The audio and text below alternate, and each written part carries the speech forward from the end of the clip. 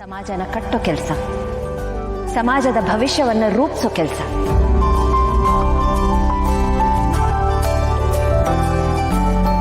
ಆಗ ಅವ್ರ ಮಾತಿನ ಆಳ ಗೊತ್ತಿರಲಿಲ್ಲ.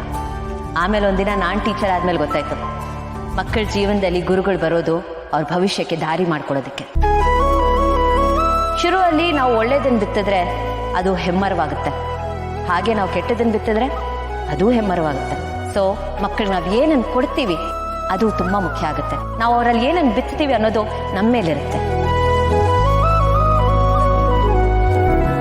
ಈ ವಿಷಯದಲ್ಲಿ ಸ್ಕೂಲ್ ಜವಾಬ್ದಾರಿ, ಟೀಚರ್ ಜವಾಬ್ದಾರಿ ತುಂಬಾನೇ ದೊಡ್ಡದು. ಅದಕ್ಕೆ ನಮ್ಮಲ್ಲಿ ಅಪ್ಪ ಅಮ್ಮನ ನಂತರದ ಸ್ಥಾನ ಒಬ್ಬ ಗುರು ಕೊಡ್ತಾರೆ. ಅಪ್ಪ ಅಮ್ಮ ಜನ್ಮ ಕೊಟ್ರೆ ಗುರು ಮಕ್ಕಳಿಗೆ ಇನ್ನೊಂದು ಜನ್ಮ ಕೊಡ್ತಾರೆ, ಅವ್ರ ಭವಿಷ್ಯಕ್ಕೆ ದಾರಿ ಮಾಡಿಕೊಡ್ತಾರೆ. ತುಂಬಾ ಶ್ರೇಷ್ಠವಾದ ಕ್ಷೇತ್ರ ಇದು.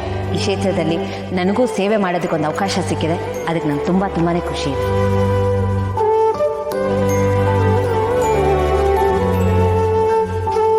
ಈ ಸಂದರ್ಭದಲ್ಲಿ ನಾನು ಒಬ್ಬರ ವ್ಯಕ್ತಿಯ ಬಗ್ಗೆ ಮಾತಾಡಲೇಬೇಕು.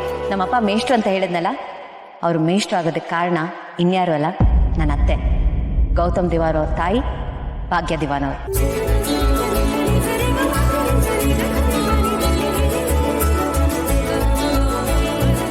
ಬಡವರಾದ ನಮ್ಮ ತಂದೆಗೆ ವಿದ್ಯಾದಾನ ಮಾಡಿದ್ರು. ನಮ್ಮ ತಂದೆಗಷ್ಟೇ ಅಲ್ಲ, ಅವ್ರ ಥರ ಸಾವಿರಾರು ಜನ ವಿದ್ಯೆ ಕಲಿತು ಒಳ್ಳೆ ಭವಿಷ್ಯನ ಕಂಡುಕೊಂಡಿದ್ದಾರೆ ಅಂದರೆ ಅದಕ್ಕೆ ಮೂಲ ಕಾರಣ ನಮ್ಮ ಅತ್ತೆ.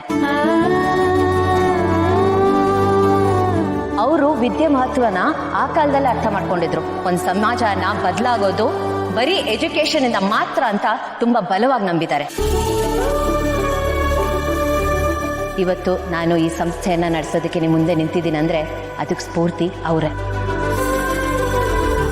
ಚಿಕ್ಕ ವಯಸ್ಸಲ್ಲೇ ಇಂಥ ಒಂದು ವಿದ್ಯಾಸಂಸ್ಥೆನ ನಡೆಸಿದ್ದಾರೆ. ಅವ್ರ ಅನುಭವದಿಂದ ನನಗೆ ಮಾರ್ಗದರ್ಶನ ನೀಡ್ತಾರೆ ಅಂತ ಅನ್ಕೋತೀನಿ, ಅಲ್ವಾ ಅತ್ತೆ? ಥ್ಯಾಂಕ್ ಯು ಸೋ ಮಚ್ ಅತ್ತೆ, ನನಗೆ ಸ್ಫೂರ್ತಿಯಾಗಿರೋದಕ್ಕೆ.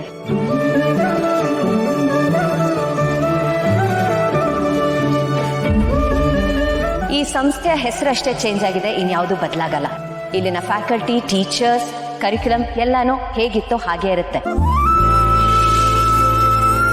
ಇದು ಒಂದು ತುಂಬಾ ದೊಡ್ಡ ಜವಾಬ್ದಾರಿ, ಅದರ ಭಾರ ನನ್ನ ಹೆಗಲ ಮೇಲಿದೆ. ಇದು ನಾನು ಒಬ್ಳೆ ಹೊರೋದಕ್ಕಾಗಲ್ಲ. ಸೊ ನನ್ನ ಹೆಗಲಿಗೆ ಹೆಗಲಾಗಿ ನನ್ನ ಈ ಜರ್ನಿಯಲ್ಲಿ ನನ್ನ ಕೈ ಹಿಡಿದು ನನ್ನ ಜೊತೆ ನನ್ನ ಸ್ನೇಹಿತೆ, ನನ್ನ ವೆಲ್ ವಿಷರ್ ಅಪರ್ಣ ಅವರು ಇರ್ತಾರೆ.